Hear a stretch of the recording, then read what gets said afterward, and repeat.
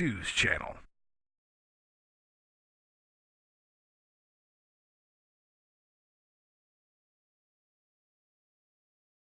Check it out.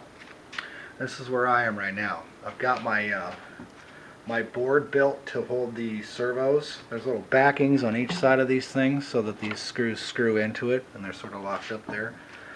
I had to carefully position these things because, you know, if you look in here, these are like permanent fixtures. There's really not a ton of adjustment on here. There's some adjustment on the back, but I've got my throttle hooked up, which is this guy here. I just hooked this guy up. It took me a bit to do the receiver. I've got the battery mounted underneath this thing, and my switch, my JR switch, that guy's right here. I'm going to take out this board right here, which is the pilot's little area, and redo that on the other side. I've got one more servo to go, but check it out. Throttle.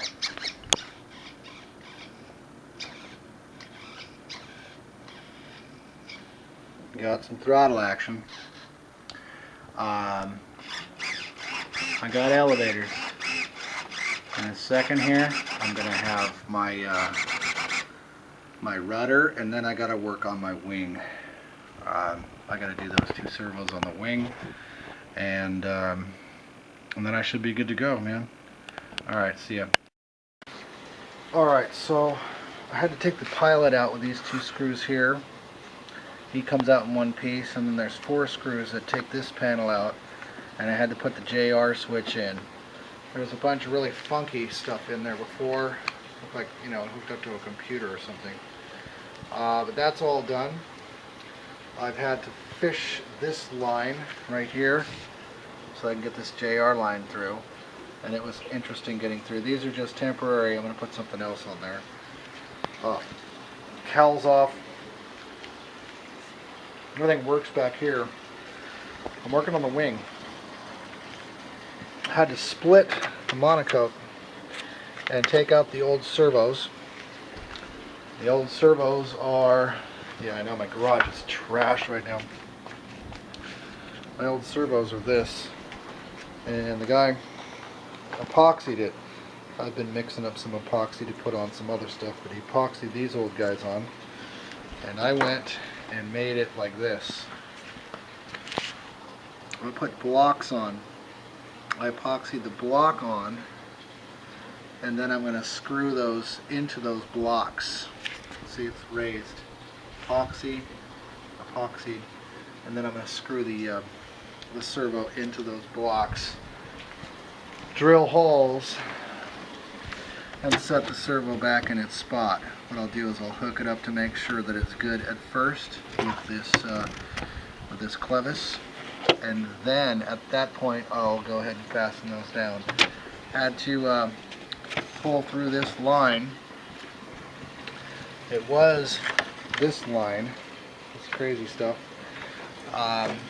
There's another line right here, and I'm going to go ahead and fish that thing through. That comes from all the way over here. Crap. Now this is a problem. I pulled a little too far, which means that thing's over here someplace. I'll have to fix that. I've got to do it now. Alright, this is how far I am. At this point, I've got my my servos. I had to cut the monocoque.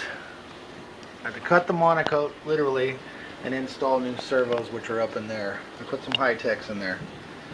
So, I got this connected. I've got a Y connector in the middle of this, and there's a panel that goes over the top. So, here's the first little test to this. What do you know? Hook them up right the first time. Okay, I got wings, I got ailerons, I got an elevator, I got a rudder. Next thing I have to do is to seal up those holes, put the bottom wing on. First I'll trim this one. This one's just a hair off. So I'll trim this manually at the controller, put the other wing on. I've got some push rods I picked up. So I'll install the push rods, the struts, and then I gotta make some end struts, and this baby's ready to roll.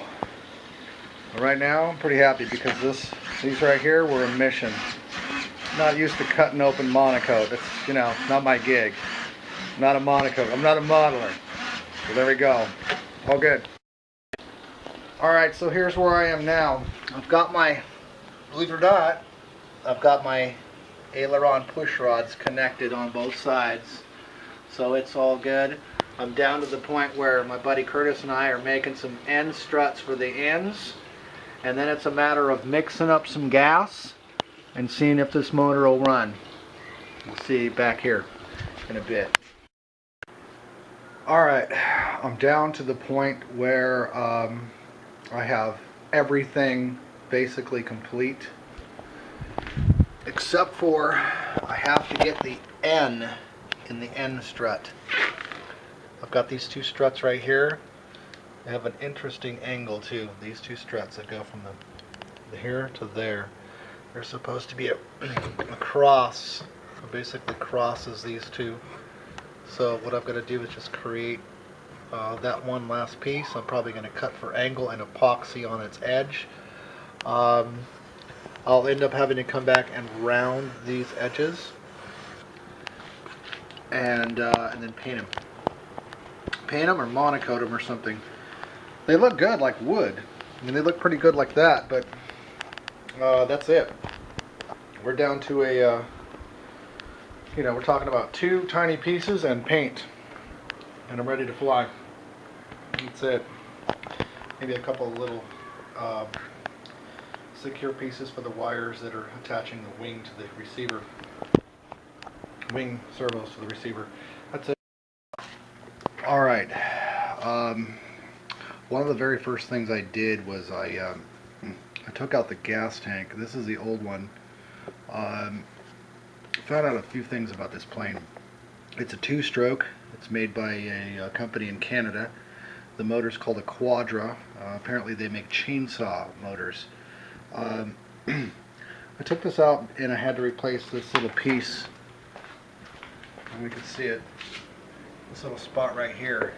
That thing. Put that in and had to arrange the tubing. I got a new gas tank. Why? Well, I went to go and pull this out, you know, because I wasn't going to add fuel and have something in there broke. So I took this out, and the tubing that was on here, literally I'm pulling it out of there, and it just fell apart. Here's a piece of the tubing, and earlier I accidentally stepped on a piece. It's like this. It was like a crunch, and then I looked down, and there was just pieces of the tubing just falling apart, you know, just all crunched up, and that's the tubing. It was like hard as a rock. So I got new yellow tubing, which is great, and stuck it on here. I've got my end struts. They are on. I went ahead and put the piece forward instead of back. It's really nice. So I've got a bunch of, you know, it looks pretty wild in there. This plane's big. This is my first gas plane, as I said. It's truly gas, 2-stroke. Got to mix it like a 40 or 41 to 1. And to give you an idea of size,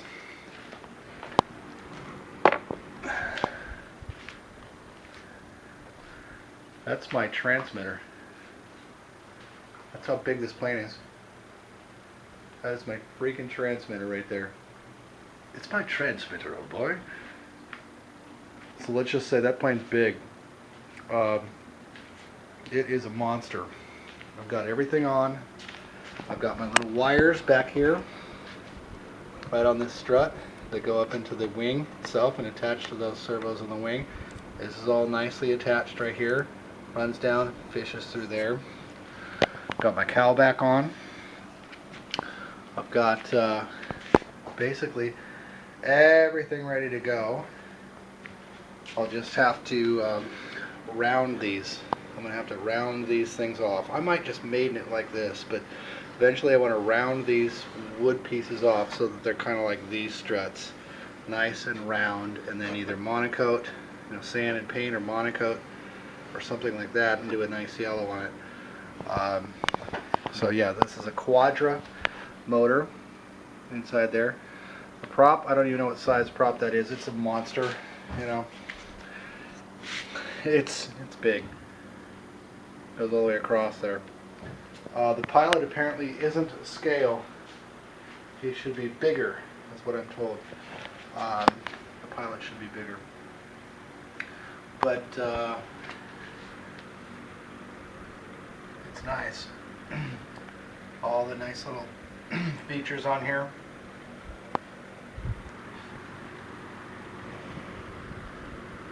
A Jager IV. White's Jager IV. World War II model. And I don't see maybe this will give you an idea of scale, because I have no idea what scale size this is. It is a big freaking plane.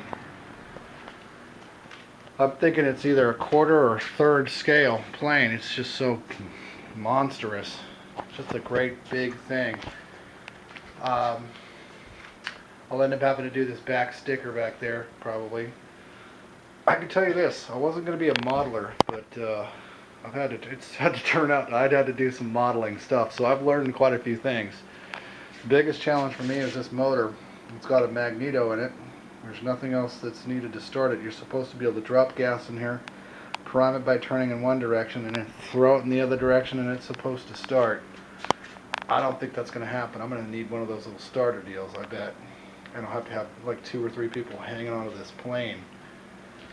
But yeah, there it is. It is essentially complete, ready to roll.